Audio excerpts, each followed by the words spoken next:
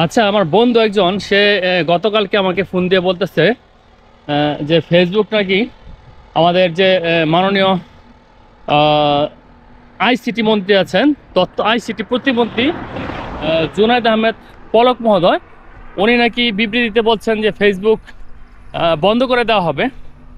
তো দেখেন, আমরা এই যে সাম্প্রতিক সময়ে গত একটা সপ্তাহ যেভাবে আসলে কাটাইলাম, মানে মনে হলো যে আদিম যুগে চলে গেছে আর কি।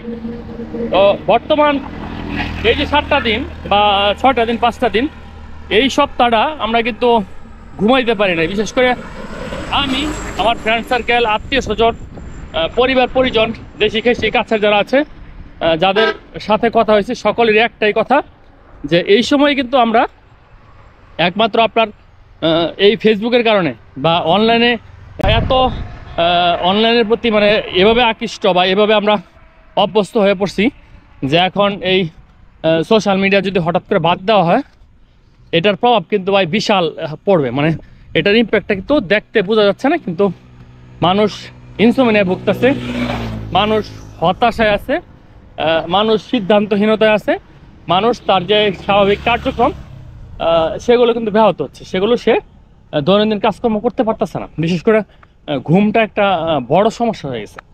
তো এইভাবে যদি আসলে চলতে থাকে তাহলে সামনে কি হবে বলা মুশকিল।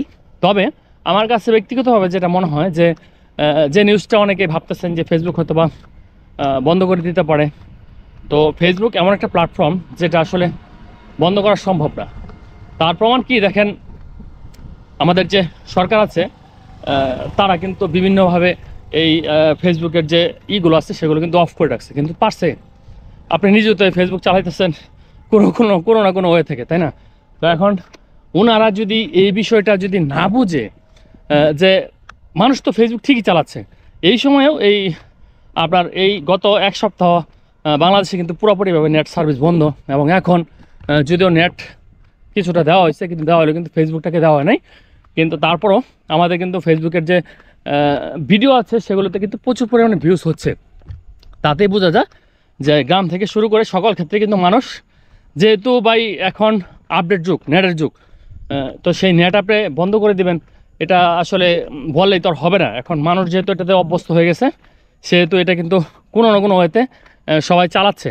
তো এখন আমার কথা হচ্ছে, যারা আমাদের অভিভাবকরা যারা এগুলো নিয়ে কাজ করেন, তারা যদি এই জিনিসটা আসলে না বুঝে যে ফেসবুক যেহেতু বন্ধ করাই যাচ্ছে না, তাহলে আমার কথা হচ্ছে যে এটা অ্যাক্টিভ করে দিলে কি হয়, কিছু কন্ডিশন দিয়ে দেখ, যে কন্ডিশনগুলোতে থাকলে হয়তো আপনি ধরতে পারবেন, আটকাতে পারবেন।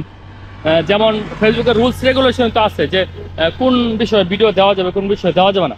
সেইগুলো যদি আরেকটু কড়াকড়িভাবে, মানে আরেকটু যদি কড়াকড়িভাবে যদি আইনগুলো প্রয়োগ করা হয়, তাহলে মনে হয়। আর এখানে বিনোদন আছে, যেহেতু শিক্ষামূলক বিষয় আছে এবং ব্যবসায়িক অনেক বিষয় আছে। তো সবাই তো ভাই একসাথে আপনি সবাইকে থামাই দিতে পারেন না, এটা সম্ভব না। তো সেক্ষেত্রে এই ফেসবুক যেহেতু চালাচ্ছেই, আমার কথা হচ্ছে যে যেন লিগেল ওয়েতে চালাতে পারি আমরা, সেই সিদ্ধান্ত সরকার যেন খুব দ্রুততার সাথে নেয়, এটা হচ্ছে আজকের ভিডিওতে আমার আহ্বান।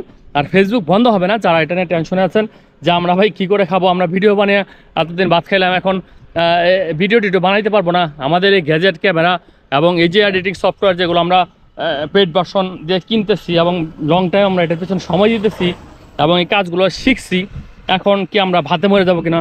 আসলে ভুল ধারণা। যারা এই ধরনের মেন্টালিটিতে আছেন, আপনারা ভুল ধারণায় আছেন। ফেসবুক ভাই বন্ধ হবে না। আর ফেসবুক যদি বন্ধ হয়, অন্য অনেক সোশ্যাল ওয়ার্কের জায়গা রয়েছে যেগুলোতে কাজ করার মতো অপরচুনিটি রয়েছে। সুতরাং যারা কাজ করতেছেন মনোযোগিতা কাজ করেন। আর আমার অনুরোধ থাকবে সংশ্লিষ্ট কর্তৃপক্ষের প্রতি যেন এর দিকে দৃষ্টি দেওয়া হয়, মানে ফেসবুকটাকে যেন দিন শেষে যেন দিয়ে দেওয়া হয়। ধন্যবাদ।